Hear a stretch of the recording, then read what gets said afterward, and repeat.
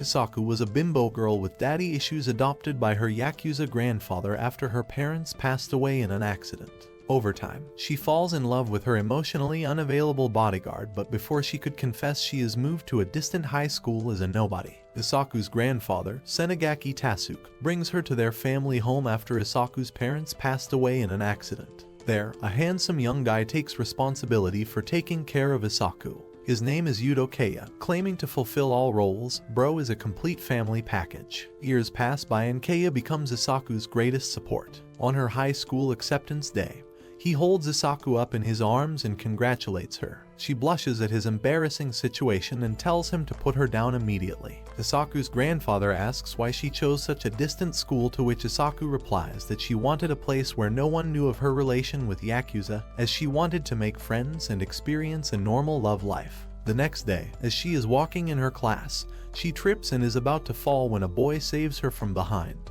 Thinking her love life is about to kickstart in a K-drama style, she turns, only to find 26-year-old Keiya disguised as a student. Tasuke had given Keiya permission to infiltrate the school and protect their innocent little Barbie from the clutches of ugly creeps. Back in class, two guys try to approach Isaku, but Keiya starts intimidating them, working his way for the class to label Isaku and Keiya as the weirdo pair. To further worsen the matter, the ugly loser volunteers himself and Isaku as class representatives. Contrary to her fears, Keiya acts kind to the class and tricks everyone into liking her. He is indeed a crazy good actor. Back at home, Isaku is sad because of her bad communication skills, but Keiya cheers her up, telling her that she did well today. That evening, Isaku, Luca, and Kongo to help her with volleyball practice. Turns out, thick-headed Isaku had signed up for a sport that she had never played before. During the practice, whenever the ball hit Isaku, Keiya's inner protective kink awakens and he teaches them a lesson. However, the training helped, and the next day her team members got inspired by her motivation, taking Isaku closer to making a friend. Taking inspiration from clumsy Isaku, the rest of the team gave their best and made it to the finals. In the finals, Isaku scores the game-winning point, conquering the tournament as well as the hearts of her classmates. Keiya picks Isaku up from the middle of the crowd and takes her to the nurse to treat her finger. There it is revealed that the man-child is going through parental fear of kids growing out of them. The pathetic loser was insecure about Isaku's growing popularity, thinking that she would stop needing him. Following the volleyball victory, Isaku is getting pretty popular, and her classmates' interactions with her make Keiya's blood boil. One day, Tamaru from the nearby class comes over to talk to her in Keiya's absence. He asks for Isaku's social ID and Isaku tells him that she doesn't has one. Not knowing how introverted and socially paralyzed Isaku is, he asks how she communicates with her friends then. He then offers to teach Isaku how to use Instagram. Seeing the two potential lovebirds chatting, Keiya is furious. He heads back home planning how to break them away. That night, when Isaku lays awake at night, she realizes that she probably has daddy issues and loves Keiya. Instead of getting over it, she keeps on falling deeper and deeper. However, she is interrupted by her first ever DM from her so-called friend, Tamaru, and she experiences what a conversation between friends is like. Ignorant Isaku is unable to understand that he wants to be anything but friends. Days pass by, and during random chatting, Tamaru asks Isaku out to join him on a karaoke party. Keiya hears of this and goes nuts. He tries to stop Isaku, placing a long list of requirements that need to be checked before she can go out with someone. Dating someone is like getting groceries for him. Silly Isaku ignores Keiya and starts preparing for her first ever friends outing. Isaku sneaks out of the house like a spy so that no one can stop her. Successfully evading Keiya, she meets up with the new friends group and they go to a karaoke. Soon the karaoke party is turning into a night party, and Isaku can't think how to get out of the situation she stupidly had gotten herself into. As she is about to get up, Tamaru acts up and mumbles his true intentions, saying how easy it was to trick a bimbo like her. He gets closer to Isaku when suddenly, the door opens and Keiya enter. Isaku's knight in shining armor, actually dressed in black, grabs sick-minded Tamaru by his hair and beats him to a pulp. With that, Keiya grabs Isaku and takes her home. A few days later, they get their test results in which Keiya, using his ultimate yakuza abilities, has gotten a big fat 0. The dull-minded guy might have gotten hit in the head during a fight. Surprised by his mental prowess, Isaku forces him to study for the retest. In the library, two of their female class fellows ask for permission to join them and prepare for the retest, but it turns out that they are more interested in talking to Keiya than studying. This flips the jealousy switch in Isaku and she realizes that she loves Keiya, but due to their circumstances, it will remain unrequited. That night, Keiya returns home after his yakuza duties and Isaku notices a perfume scent on him.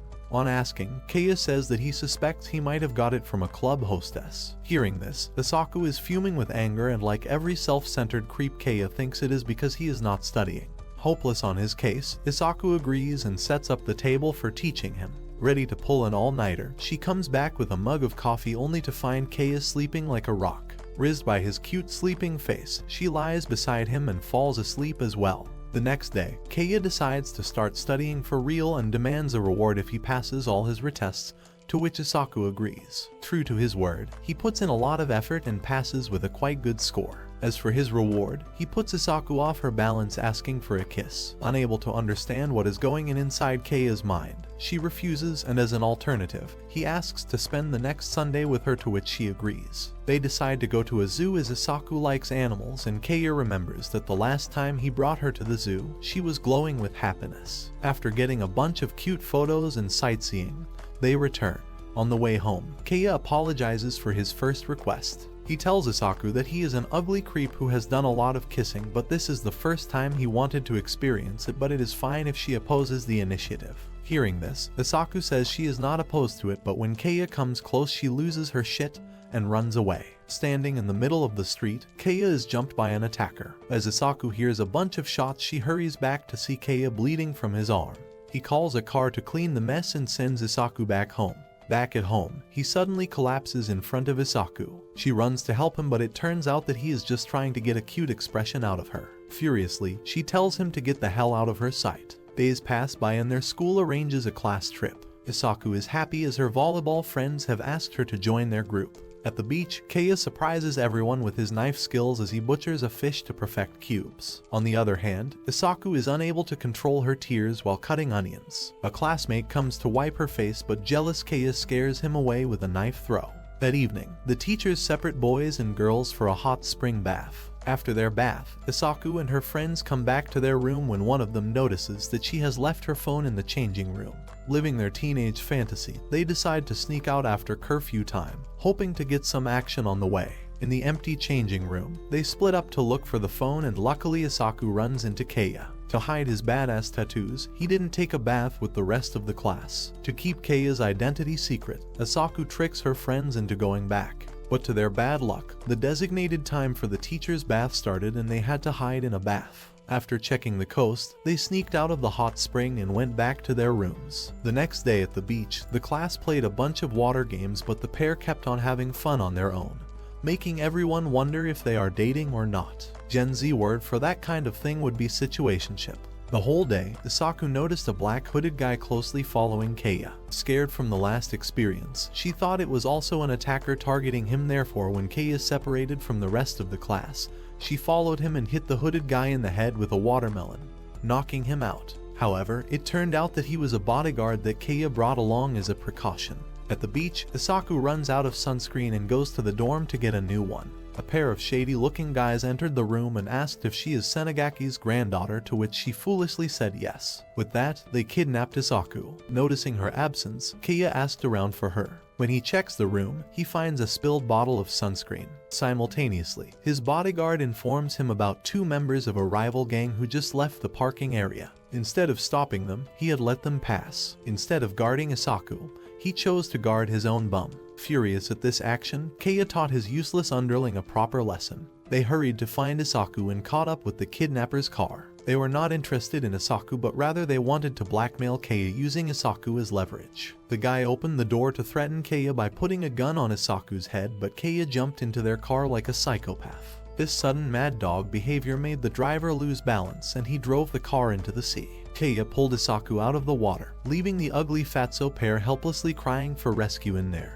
When they returned to the camp, a fresh scolding from their homeroom teacher was awaiting them. The best excuse Keiya could come up with was that they were consumed by pretty fish in the sea and lost track of time. However, she cancelled them from attending the fireworks as a punishment and told them to write apology letters. The summer vacation started and Isaku thought about learning some self-defense so that she doesn't get kidnapped easily next time. She tries throwing Keiya over her shoulder, but it looks more like she is ballet dancing with him. She notices him carrying his summer homework, suspicious that he might make someone else do it, so she tells him he will get a reward if he does it himself. Looking forward to the reward, Keiya greedily does his homework and asks Isaku to wear a swimsuit. Meanwhile, he sets up the backyard with a portable pool and a BBQ grill. He is trying to make up for the bonfire at the class trip that Isaku missed due to his stupidity. Both of them play some water games and enjoy themselves. As the summer vacations go on, Isaku realizes that she is feeling more bored than usual. She suspects that it is because now she enjoys school, as she stopped being a social disaster and made friends for the first time in her life. She notices Luca and Kongo wiping the floor. With nothing else to do, she asks to help them, but afraid of Keiya's torture, they refuse to let her do any work. Andu from the volleyball team asks if she wants to join her for a girls' day out, to which she agrees immediately. Hearing from his lackeys about Isaku's situation, Keiya invites her to a festival where their gang will be operating stalls. She is afraid that her previous classmates might recognize her and pick at her, but she agrees reluctantly. She wears a yukata to the festival, and true to her fears, she encounters her classmates, but Keiya comes in and grabs her hand. He saves her from an awkward situation by acting as her boyfriend and tells them that they are on a date. He gets Isaku a cat mask and tells her to cover her face if she encounters them next time. While wandering through the festival, a stuffed dog resembling Keiya catches her eye. Using his yakuza skills, Keiya shoots down the stuffed dog and gifts it to her. Their cute pretend date ends with Isaku's feet hurting from her sandals. The day she is waiting for arrives at last. The excitement of a girl's day out doesn't let her sleep. She picks out a cute dress for the special day and meets with Ando and others. She tells them how she tried to hide the bags under her eye due to sleeplessness. Not knowing how stupidly dense she is, they laugh it off as a joke. They go out to eat some desserts and have fun doing window shopping.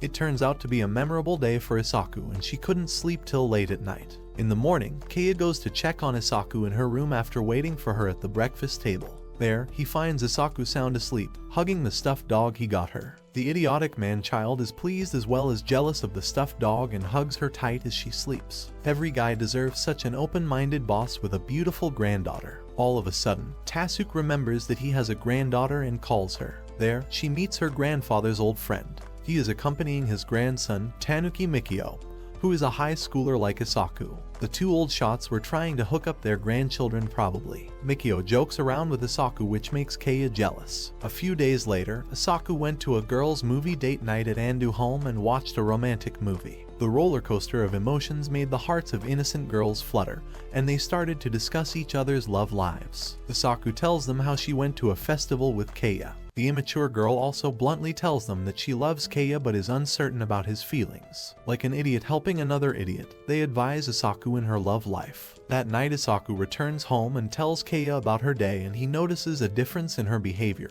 thanks to those stupid girls. A few days later, Mikio notices Isaku in a public library and goes to tease her a bit, but her guard dog arrives on the spot and pins him to the wall. The girls passing by lose their composure on seeing two hot guys doing the wall slap, thinking they are from Rainbow Gang. Keiya takes Mikio out where he jokes about his outfit and how only ugly and pathetic losers cosplay. Keiya scares him and teaches him how to respect his elders. The nuthead, instead of steering away from danger, runs right into the tornado like a crazy fool and transfers to Isaku's high school. He blackmails Isaku and Keiya into being friends with him, otherwise he will reveal their identity. Mad Dog is ready to end this loser's useless life rather than share his girl. But Isaku tells Keiya to play along because she likes her new life and doesn't want to be alone again. On the upcoming cultural festival at school, Ando suggests that the class does a Romeo and Juliet play with Keiya as Romeo and Isaku as his Juliet. Frustrated at how those two are not making any progress, Ando and company came up with a plan to get them to act as lovers so that they start dating in real as well. But things took a turn because those idiots didn't consider what would happen if someone else wanted the role of Romeo. Mikio contested Keiya for the role, and the pair decided to determine the winner by stone, paper, scissors duel like silly little kids. Surprisingly, Mikio won the duel and got the role of Romeo. The next bunch of days were fun-packed as the jealous Keiya would pull stunts whenever Mikio and Isaku got closer. During practice, Mikio tells Isaku that he is a disappointment to his parents, that's why they sent him to his grandfather. He says that his life is very boring and he is getting closer to her just to annoy Keiya. Days go by and Mikio keeps on getting closer to Isaku. The idiot can't keep anything to herself and slips to him that she has a one-sided crush on Keiya. Threatening to reveal her connection to the yakuza, Mikio asks her what she likes in Keiya. Hopeless in love, she lists everything, ranging from his voice to his hands. Seeing the two of them getting cozy with each other, Keiya walks up to him and smashes his head with a cardboard sword. Getting out of his trance, he realizes what he has done and acts as if this was a rehearsal. Isaku grabs him and takes him to the roof. Keiya tells her that he was at his limit and demanded a head pat. Isaku, feeling partly guilty, goes along and takes him down to apologize to everyone for his misbehavior. The day before the festival, they hold a mock show to check if everything is working fine. The show was breathtaking, but the only thing that was not fitting in was Isaku's terrible acting. The casting director was contemplating why she chose hard work over talent. Everyone tried to console Isaku, saying that it would be fine, but cheeky Mikio was blunt with his insult and told her the truth that she was ruining everything. However, he offered to stay till night and help with practice. On their way back, she thanked Mikio, but Keiya wondered why that selfish brat was helping Isaku. While walking home, under the pretense of helping Isaku, Mikio went around her and put a knife to that stupid girl's throat. Just then, Keiya pulled a gun on him. Thanks to her foolishness, Isaku had once again walked into a trap and had involved Keiya in it as well. A van parks in front of them and Mikio tells them to get in it. Isaku seems to be trying to set a Guinness World Record for getting kidnapped. Mikio cuffs Isaku and holds her hostage to make Keiya behave. Mikio has gathered small-time dull and ugly gangsters inside his van, who get excited about holding a gun in his hand for the first time.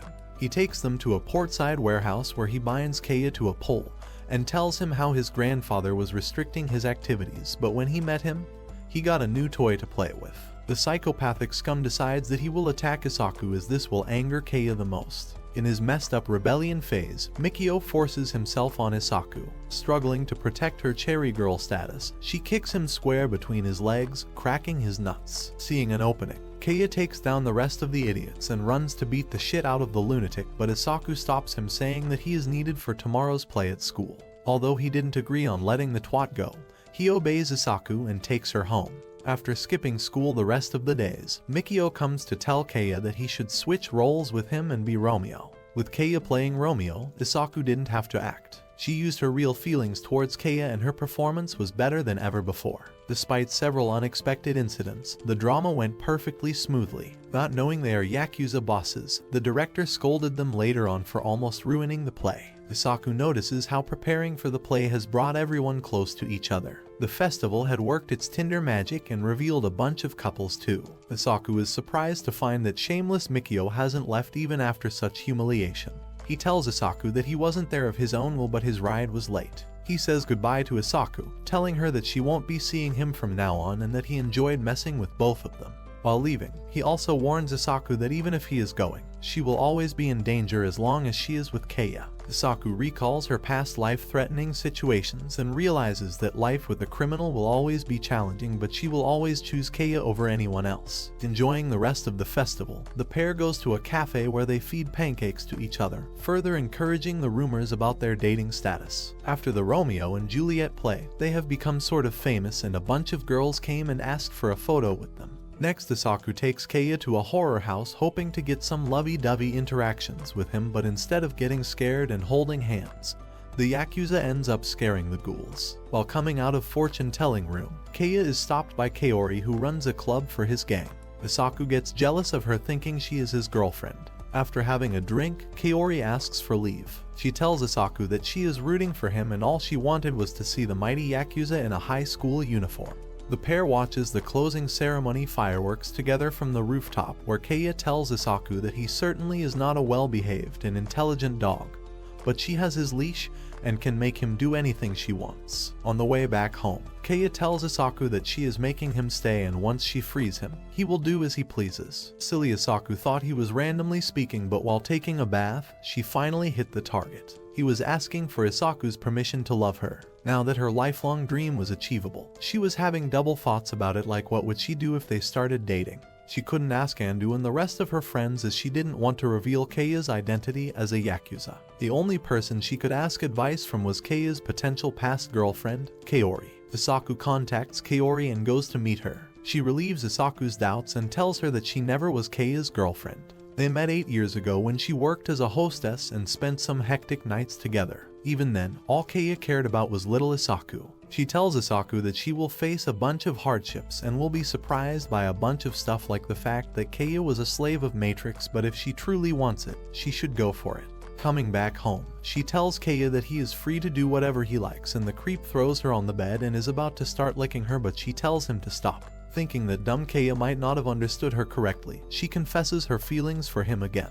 He returned the sentiment back and again started to undress her. Furious at his action, she slaps Keiya and leaves the room. Forgetting that she has a big 0 in personality, she wonders if all Keiya wants is her plot. Her confession didn't go as she had expected. She lets that slide, thinking that maybe their love language is different. They go to school as usual, where Andu notices changes in Isaku's behavior. Upon inquiry, Isaku tells them she confessed to Keiya, but she is unsure if they are dating or not. In order to clear up the confusion, they go to Keiya but walk on him being confessed by Kirino, the girl every guy is wild for. She asks Keiya for a kiss so that she can move on from him. Surprisingly, Keiya agrees and is about to kiss her. Unable to digest Keiya's betrayal, Isaku comes out of her hiding and tells him that she hates him and runs back home with a broken heart. He arrives hours later apologizing for his action and swears not to do it again.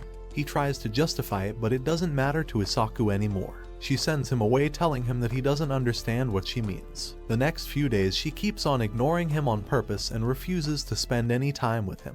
On the way back home, Keiya tells Isaku that Kongo will take her home today as he has an errand to run. After she has gone, Keiya meets with Andu at the place they had previously decided. He asks her for advice on his love life with Isaku. After explaining everything to them, Andu realizes that Keiya is insensitive and is missing a few brain screws. After all crappy counseling, Keiya is surprised when Andu tells him that Isaku doubts his feelings for her. Traveling back home from school the next day, Isaku is wondering why she fell for a guy with an emotional intelligence less than a tree. She remembers her first day at her grandfather's house when she first met Keiya. He had filled the role of her mother and father effectively. Bro is more suited to work in a daycare center than being a yakuza. She remembers the day when she drew Keiya's portrait in kindergarten because the cat was not standing still. She recalled all the events ranging from the class beach trip, the summer festival, the play, and Mikio's warning, and realized how quickly time passes. Even after all the hardships, she fell for him. Her desire to be with him was stronger than her conviction to stay away from him.